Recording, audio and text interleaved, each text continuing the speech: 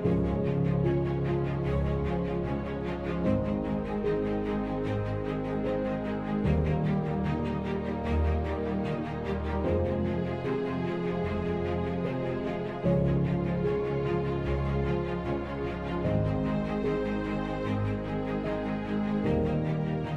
morning. Yes, good morning.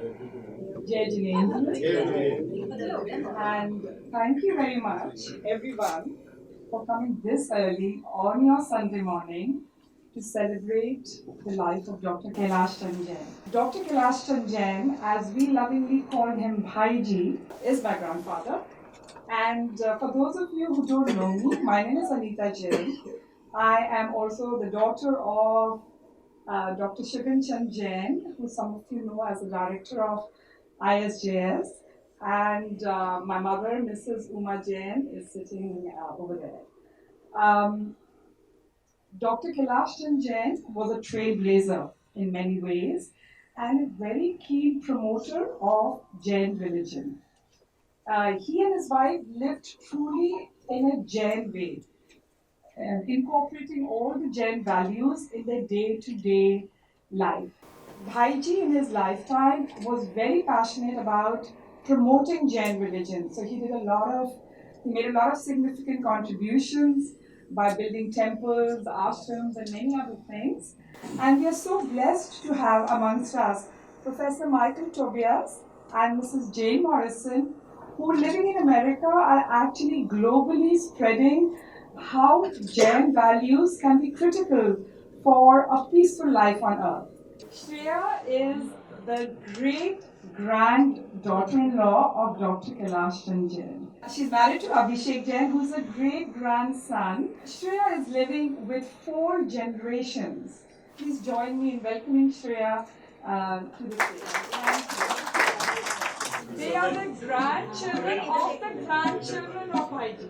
Namo Namo Namo Namo Namo Namo नमकार मंत्र है न्यारा इसने लाखों को तारा नमकार मंत्र है न्यारा इसने लाखों को तारा इस महामंत्र का जाप करो अब जल से मिले किनारा नमो हरिमंतानम नमो सिद्धानम. Someone can live a life fueled by purpose and passion. I'm ready to go into my 50s, 60s, and 70s. So you're truly an inspiration. And please come here and join me in welcoming my father, Dr. Shivan Chand Jain, to share with us some of his work. When you read Namo or Hantanam, you should experience what is happening, why I am saying this, what is the meaning, why I am bowing to the Arihants.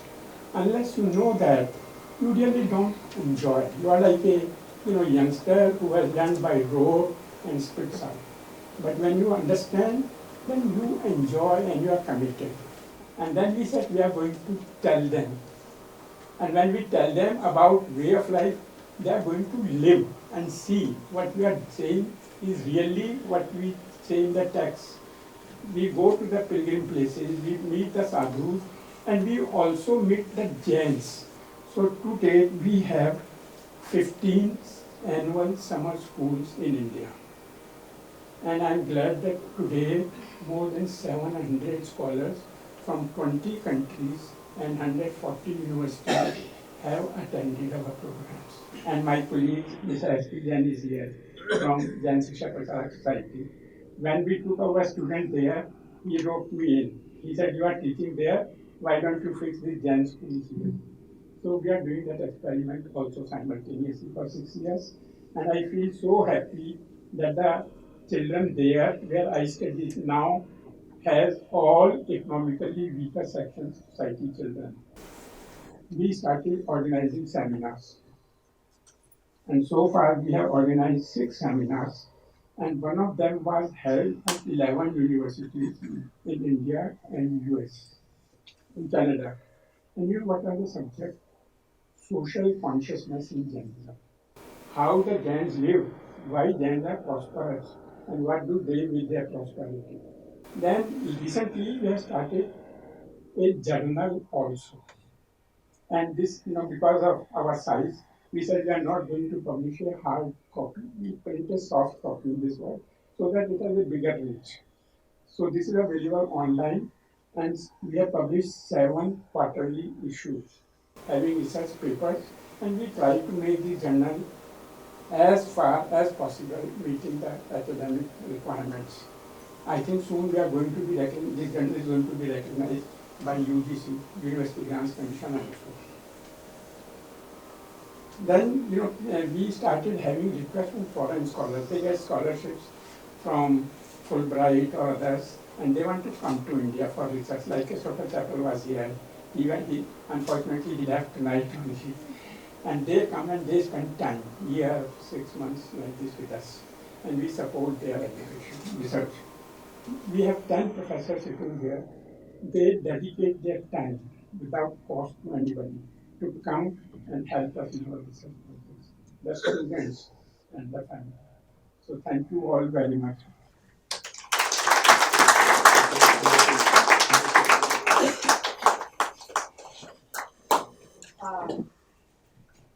Thank you, Papa. And one of the things that Papa mentioned is the Teachers for Peace program has become the flagship program of ISJS. It's actually the application of Jain values to a specific purpose in life, to how schools in America can be more a peaceful place. So, and I think this is resonating with the work Michael, you and Jain are doing, is how the Jain values can be actually applied. So it's not about theoretically knowing what these values are, but it's also about application in different situations. So thank you for sharing that, Papa. Now, we're going to have a little dive into the life of Dr. Kailashchan Jain and how it was to have him as a grandfather. I really feel, Chiki you carry his spirit forward. You really, really do. His energy, his enthusiasm, also professionally. So it's really, really an honor to welcome you here to share your insights on Bhaiji. Thank you. My Chacha, Sugar Uncle, has been very humble in taking the initiative to organize this respectful homage for my grandfather, Dr. K.C. Jain. Right from early childhood, I used to sit with him reading morning newspapers. I would also be a part of business discussions that used to take place during that time with his sons. Equal positioning for all ladies of the family. They were made partners in companies and all contributed in business according to the tasks assigned to them. Bhaiji loved my grandmother Ratan Mala a lot, so much so the R.A. of Ratan, R.A.T.A.N. was her spelling. R.A. of Ratan was omnipresent in all the group companies that we had. The names like Rama, R.A.M.A., Meera, same way Paras, and then Rajiv and company. So we were lucky to have RA in all of them. Bhaiji would wholeheartedly own the disowned of society, may it be a man or a woman. At times, he would let me be with him to listen to their grievances, and I would be a part of those at a very young age also. These were some of the privileges I enjoyed with Bhaiji. I insisted in owning a two-wheeler, which he instantly refused. And you being my Pradhan Pota, my eldest grandson, will come back after learning tehzeeb or etiquette. From there, I allow you to get spoiled. At 17, if I think I could speak that to my grandson, when I'll be maybe about 75 and he'll be 70 probably, I cannot think of it. How could he? The kind of confidence he had on me. That was my grandpa. But as time was in our favor, both of us, a three-wheeler car was launched the very next day. And I was the first lucky owner of that car. His pet quotes in everyday diction were, even the best can be improved. Even give with humility and take with gratitude. Resistance to change is the greatest enemy of mankind. Growth is life. Eternal vigilance is the prize of success. We still follow that. Renu Auntie is a very, very talented musician. She's a sitar player, very recognized, awarded, and honored sitar player. For the last 10 years, Auntie, you have been supporting ISJS, always in their events, contributing with her beautiful music. प्रसिद्ध आत की हो प्रसिद्ध आत की तू पाप पंज हारी तू दयालु दीन हो तू दानी हो Professor Michael Tobias and Mrs. Jain Morrison, they are actually a husband and wife team. So they are a husband and wife team of over 25 years. Between them, they have written over 50 books. They have produced over 125 films. Together, they created the Dancing Star Foundation, an international NGO devoted to biodiversity conservation, animal rights, and environmental education, and I'm sure a lot more. Professor Tobias is a PhD in History of Consciousness at the University of California, Santa Cruz. Professor Tobias is also the recipient of the Peace Abbey Award. So this is what I want to just highlight, because there's so much we can say, but I just chose a couple of things to highlight about you. So you're the recipient of the Peace Abbey Award. Now the Peace Abbey Award honors individuals and organizations who are recognized internationally for their humanitarian and peace activism, along with local champions of social change. Some of the other famous leaders who have received this award are Mother Teresa, Dalai Lama, Rosa Parks, Maya Angelou, and there are many other famous people, that we look up to as our leaders. I would also like to highlight one of their key documentaries. Out of the over 125 films they have made, one of their documentaries is called Ahimsa Non-Violence. This is a 1-hour documentary that was one of the first films worldwide to present an in-depth insight into Jainism.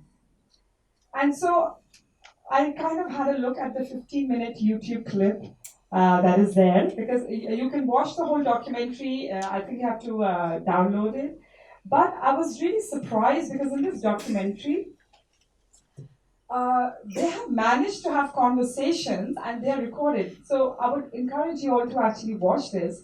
They have conversation with our leading acharyas.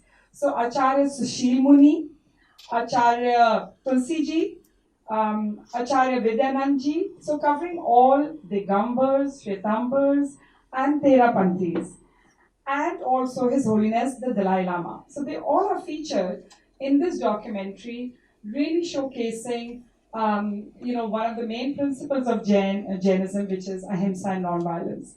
So I think, I really feel indebted to you for uplifting the Jain religion on a global level. So thank you very much for that.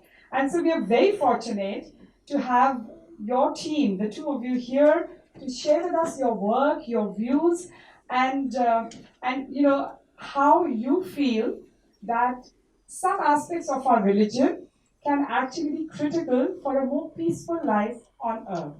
So please, Michael and Jain, let's join in welcoming Michael and Jain here.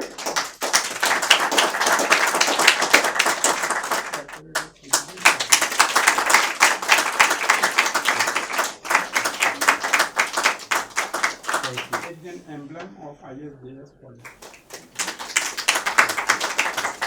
Dr. Shugan, Ms. Anita, all of you, I want to thank you on behalf of our team. I recall many years ago I was doing some research in the Nilgiris, and there was a Badaga wedding going on.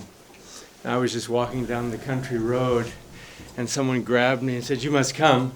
Who are you related to?" And I feel like that moment, because of such a large family, I said, I did this. And he said, "Oh, you're related to the family." And they brought me in, and I feel that way right now. And just coming to Delhi and just coming to India, I feel that way. I've always felt that way. Yesterday, Jain and I returned from research and work we're doing in Bhutan, where we've been working as a technical team to document the rapidity with which the glaciers are melting and the implications for 1.6 billion downstream recipients of precious water and what will happen in the next 5, 10, 15, 20 years. How does this relate to Jainism? That's at the core of Jainism. Although the specificity with regard to cause and effect may be somewhat obscure or unclear, what's unambiguous is that cause and effect are there.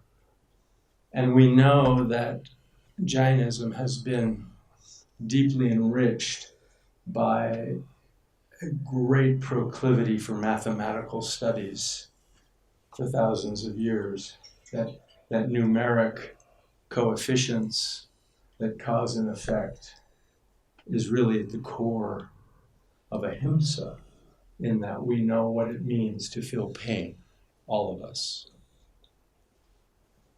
And hence, we have very little difficulty empathizing with one another and with every other living being on this planet. So the situation is nothing less than grim.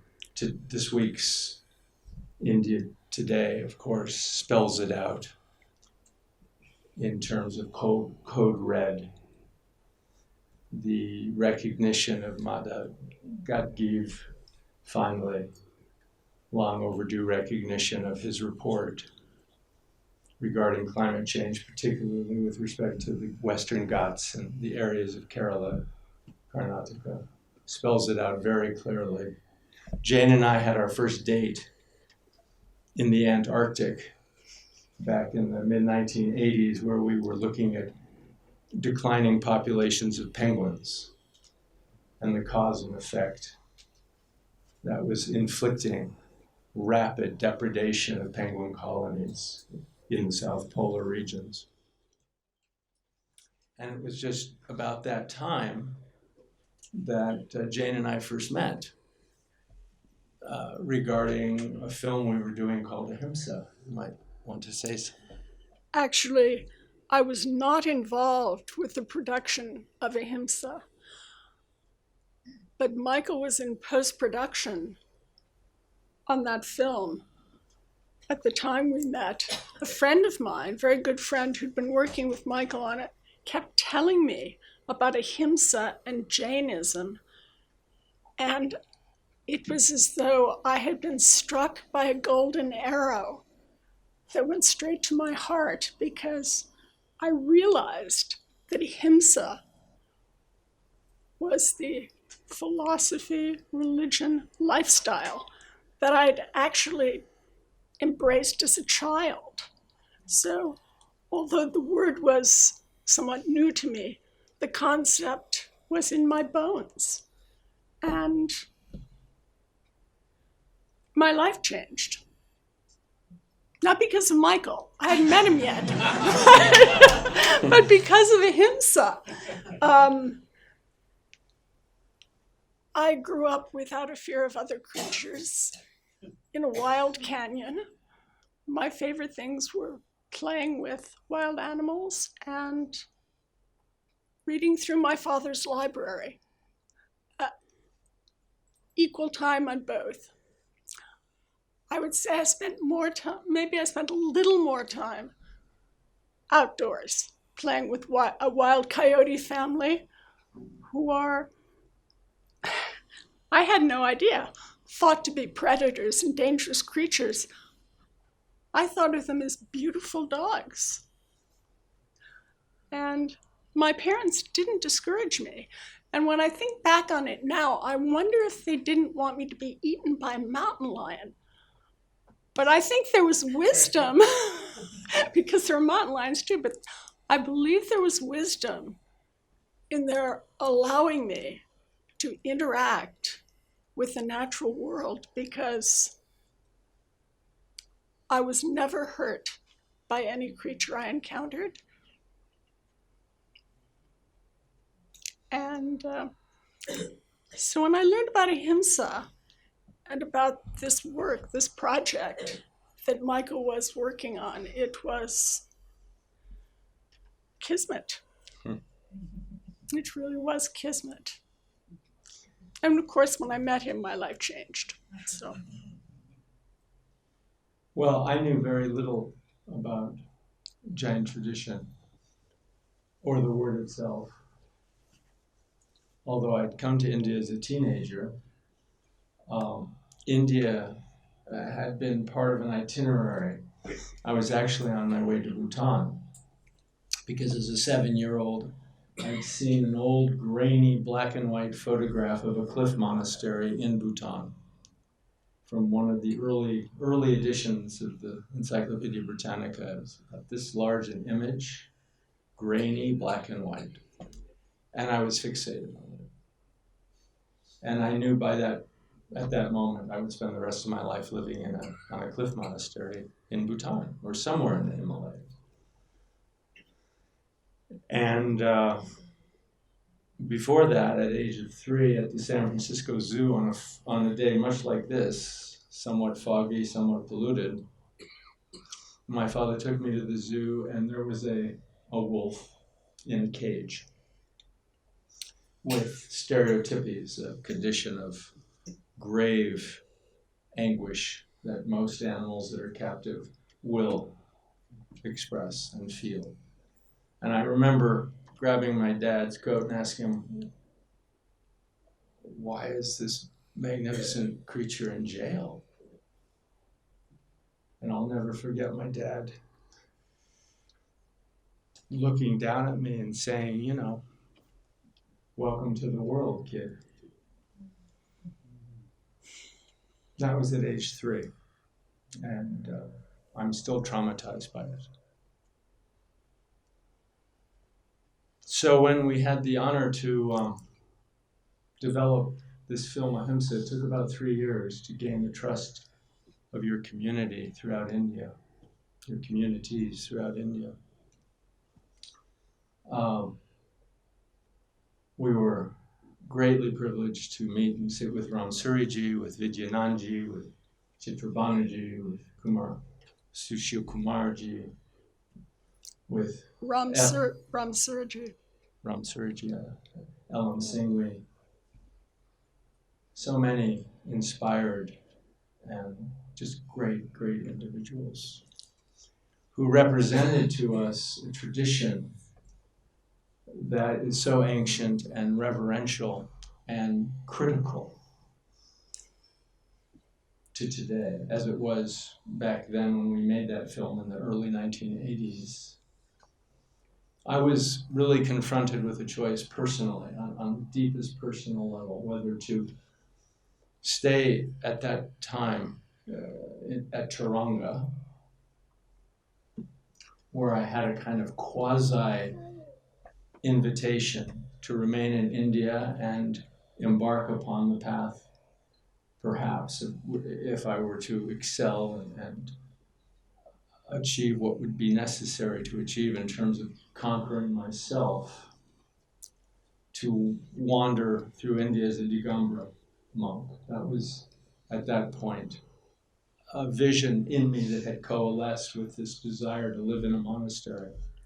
Or to finish the film dutifully, head back to the US after hundreds of hours of footage had been acquired and finish the film, enter into post-production and honor my obligations to a network, in this case PBS, Public Broadcasting in the US, and finish the film. So it was really a choice between two hugely separate worlds until I resolved the seemingly irreconcilable and realized I had to finish the film, I had to get the message out. Particularly, you mentioned Ram Suryaji, because he said after there was almost a riot amongst his disciples when we filmed him. Even though permission had been granted, Ram Suryaji had evidently said, even though he was opposed to artificial lights and the infliction it might cause on organisms, he said, for the purposes of ahimsa,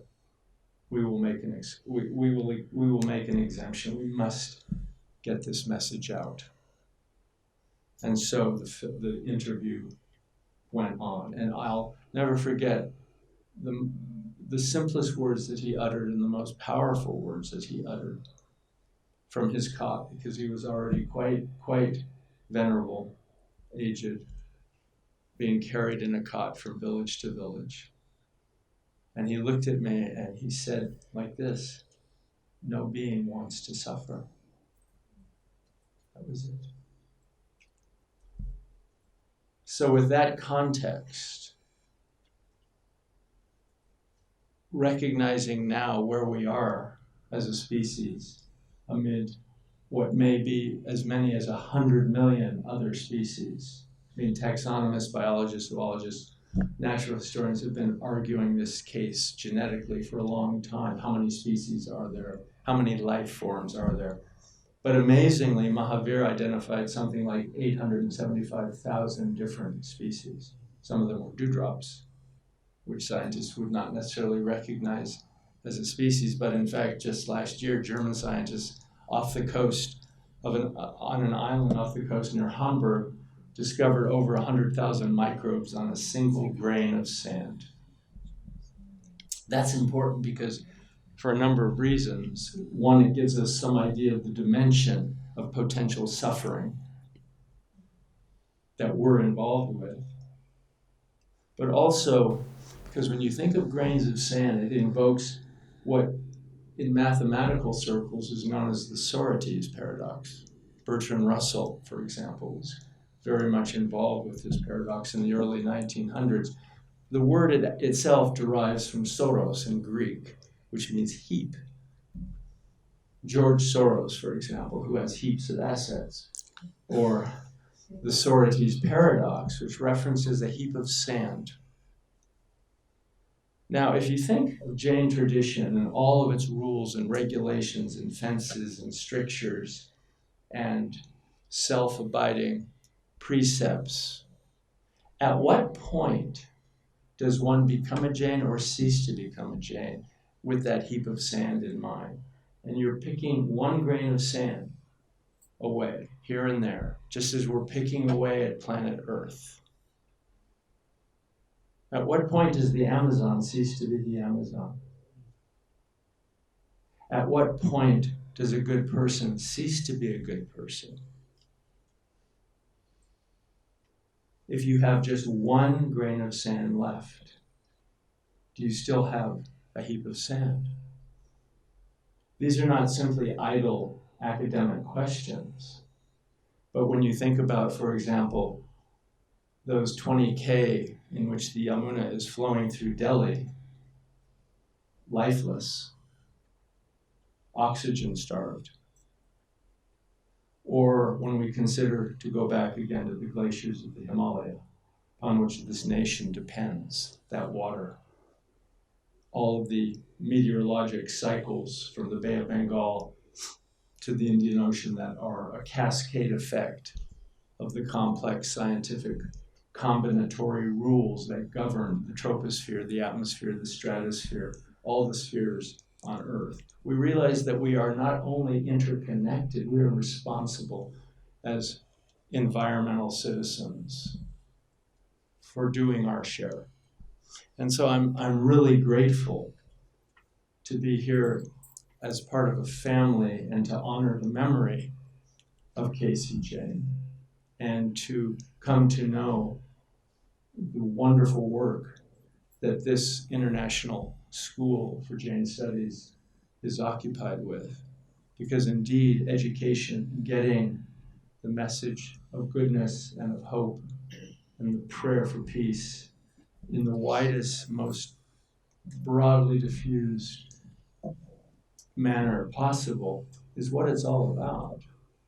All of the lessons and all of the many remarkable angas and remarkable documents and artistic legacy that Jain tradition has contributed to the world of humanities gives us great source of reflection. But for me personally, I take away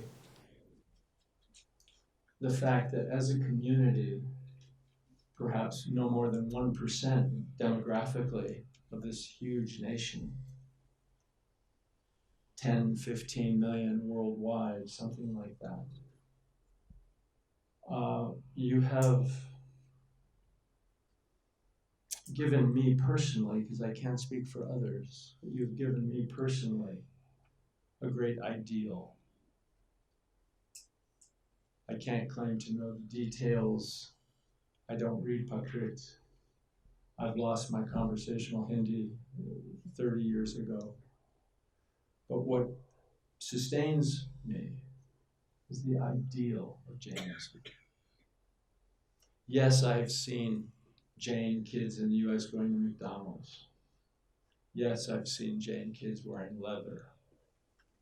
There's no absolutes, we know that. And assimilation is accelerating at a pace that perhaps none of us could have predicted possible.